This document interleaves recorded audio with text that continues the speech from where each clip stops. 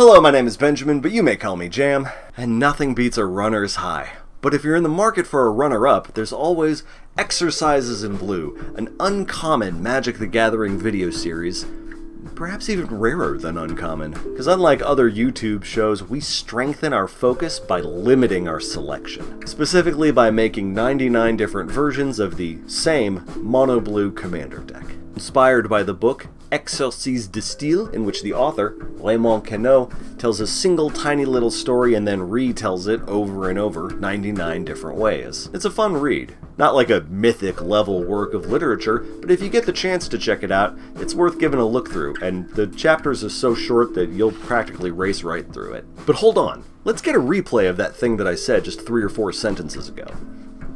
We strengthen our focus by limiting our selection.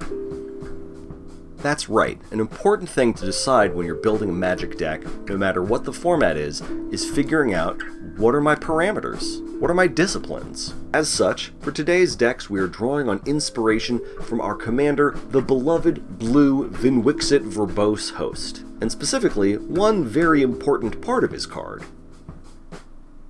the expansion symbol. I won't go into the full lore of the Aether Drift set, because I don't really need to. There are other YouTubists with greater knowledge and enthusiasm who have already accomplished this task. But in briefest summary, Aether Drift follows a circuit race called the Ghirapur Grand Prix, which runs through a bunch of different portals connecting different planes of existence in the MTG universe. While the first ever Grand Prix snaked its way through over a dozen different planes, the second Ghirapur Grand Prix focused on the planes of Amonkhet, Muruganda, and Avishkar. Similarly, our first deck for today will draw from the expansion sets that take place in each of those planes. Now, this is a limit on our card selection, but that's no excuse for us not to give it our all. Just like the Grand Prix racers, we're throwing our lot in against everybody else, and we are all trying to win. They deftly maneuver and muscle for rank, fuel burning fast on an empty tank. Reckless and wild, they pull. This is Exercises in Blue, so you know how we do. We've got 34 of those.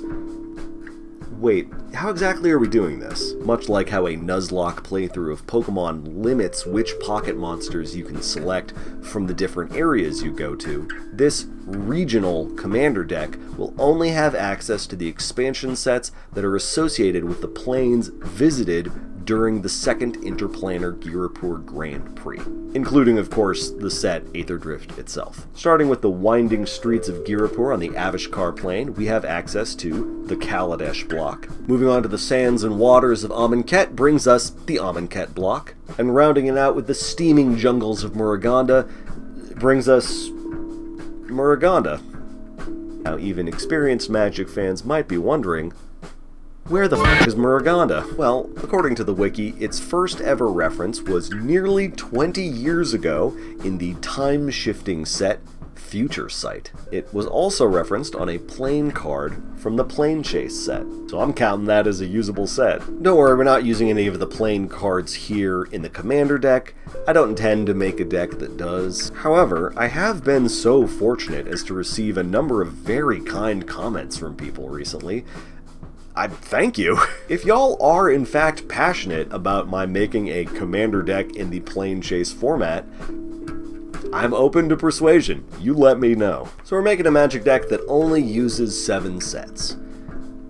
Or it would be 7 if WotC couldn't help but release some supplemental products that are set on the same planes of existence. So in addition to the Kaladesh block, we have Kaladesh Inventions. In addition to the Amonkhet block, we've got Amonkhet Invocations. And even Aether Drift is appended with some pre-constructed commander decks. Enough theory crafting, let's get to the spiel. This is Exercises in Blue, so you know how we do. We've got 34 of those, 12 of these, which is fewer than I like, but it's gonna be alright. Yeah, not too many evasive 1-drops from this set, but we've got an unblockable snake, as well as a legendary Thopter who can sacrifice itself for a pseudo-silence ability against one player. That could be helpful, but I'm not trying to police people. I'm here to pump mana and draw me some cards. Ramp's especially solid in this deck. Between the commander staples from the Aether Drift Precons and the Moxen from Kaladesh Inventions, we're schmoovin'. Baral originally hails from Avishkar, and while he justifiably strikes irritation in the hearts of Magic players everywhere, we're just using him for the discounts. We've also got an Amonkhet mana dork and a little guide light buddy from Aetherdrift. The Optimizer's mana can only be used on abilities or artifacts, which is fine with us. 1/4 of this deck goes Clank. Card draw's kind of a mixed bag, but it's mostly stuff that I can get on board with, and of course, our fabulous Vnwxt will really make it shine as soon as we hit max speed. Special shout out to whichever Wizards employee decided to put the Forgotten Creation in the Eternal Might precon. Yes, I would like to cast Tolarian Winds at the beginning of every one of my upkeeps. Thank you! Also, they put Consecrated Sphinx in with the Amonkhet invocations? I guess we're bracket 3. Finally, as this is ostensibly the Aetherdrift deck, I would be remiss to omit the prize awarded to the winner of the second Grand Prix, our first ever artifact planeswalker. It's the Aetherspark. We can draw a few cards, maybe work up to a boatload of extra mana someday. It's beautiful, it's fun, it's unique. We love it. Protection and removal are even more of a mixed bag, as it includes a blend of 15-cent Aetherdrift cards, Kaladesh rares with Baral being very mean, bizarre picks from Future Sight that no one remembers, explosive shit from Future Sight that everyone justifiably hates, and some nice, spicy reprints. We also have 5 cards that I've grouped together under the tag Swervin'. Sorry y'all, I built this deck 4 months ago. I have no idea what kind of sideways tech I was on when I came up with this. A few questionable strats, but ultimately, how do we get through the finish line? Well, despite the deck's janky elements and relative slowness, we do get to run Omniscience. Nice. For my fellow Alt-Win enjoyers, Mechanized Production did originally get released in Aether Revolt. Yay! And for players who prefer when people lose as a result of having their mortality come to a screeching halt, we have the Aetherflux Reservoir, a legendary artifact that lets us gradually gain life until eventually we can bash ourselves to blow up an opponent. Wait, it's not legendary? So we can make copies of it with Mechanized Production? Never mind, this deck rules. Now that we've successfully constructed a commander deck inspired by Vnwxt's expansion symbol, it's time for us to construct a second commander deck inspired by Vnwxt's expansion symbol. You see that golden hue right there? It's time to build a deck that's rare. Long ago, when sleeves were 40 microns thick and the internet was just a twinkle in a tech bro's eye, Magic the Gathering released a not at all biblically relevant expansion set called Exodus, which brought us such powerhouses as Soul Warden, Culling the Weak, Curiosity, and Coat of Arms. It was also, you might notice, the very first set to indicate each card's rarity with the color of the expansion symbol. Which brings us back to the handsomest commander for 1/1 blue. Or, one of the handsomest now that Star Trek is on its way. Vnwxt Verbose Host is a proud, rare Magic card. So let's make a deck where all of the cards are equally, gloriously golden.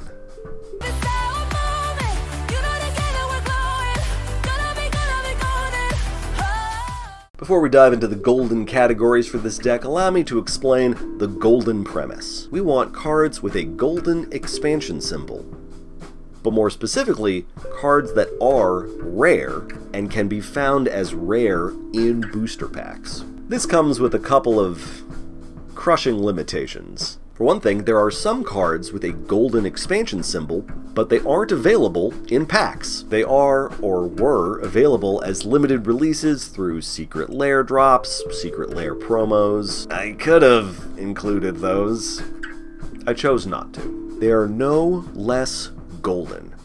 They just aren't rare, like in the booster pack sense of the word. Similarly confusing, some golden rare cards with golden rare expansion symbols are only found in specific pre-constructed decks. You can't pull them randomly from packs. But then sometimes there's other versions of those that have expanded artwork that you can randomly pull from packs. Or maybe it depends on, like if it's a booster pack versus a collector booster. In the highly unlikely event that I accidentally broke a rule for this deck and anybody cares, let me know and I can correct it. Finally, by using cards that all have the exact same rarity of rare, our deck does have one glaring weakness to it, but fortunately it's from a rarely seen card.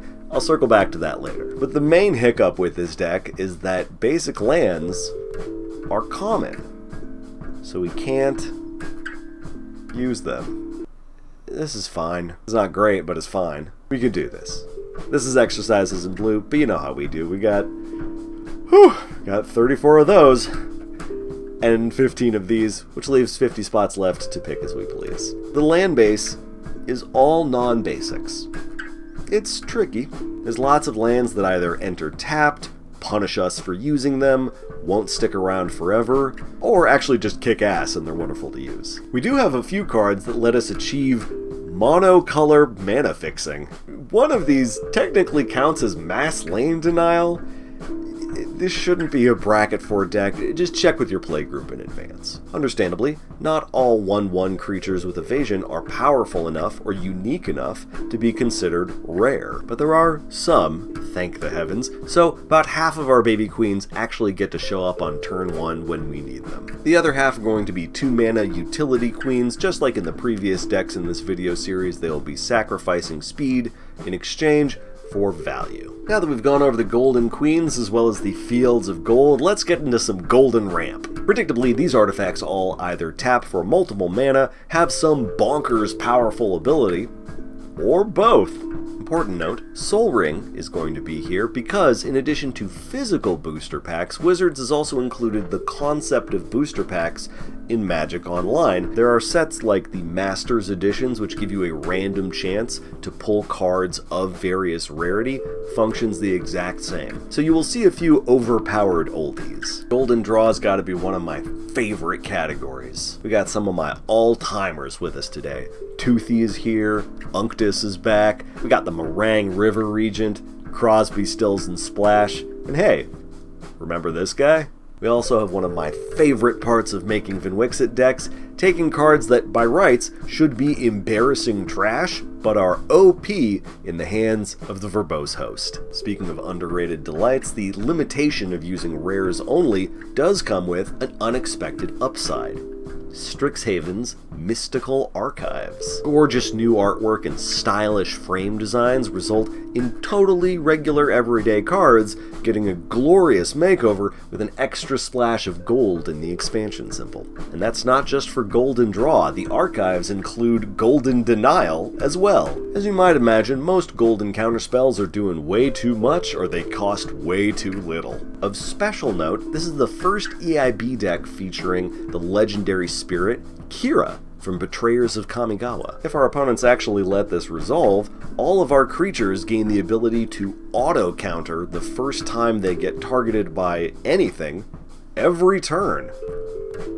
Coming up on the final 9, and you know we had to add some golden removal. We got Raise the Palisade to return all non-homunculi to their owner's hands. River's Rebuke is perfect for when 3/4 of the table have agreed that someone has gone too far, and that someone isn't you.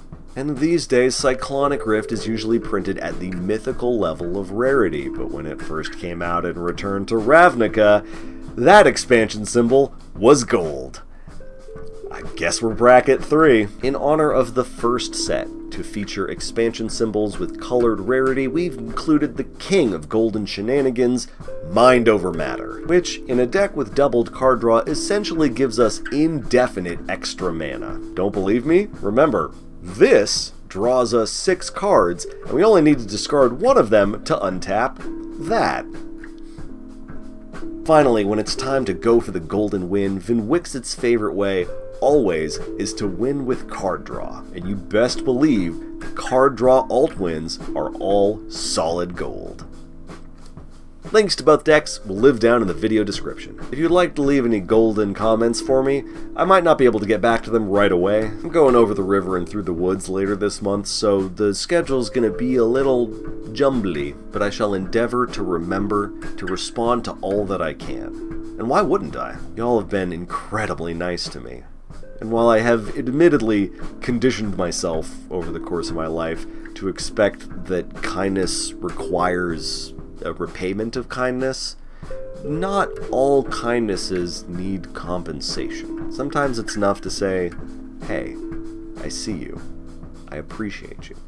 You may still call me Jam. And for those of you who are watching and or listening, I thank you for your time and attention.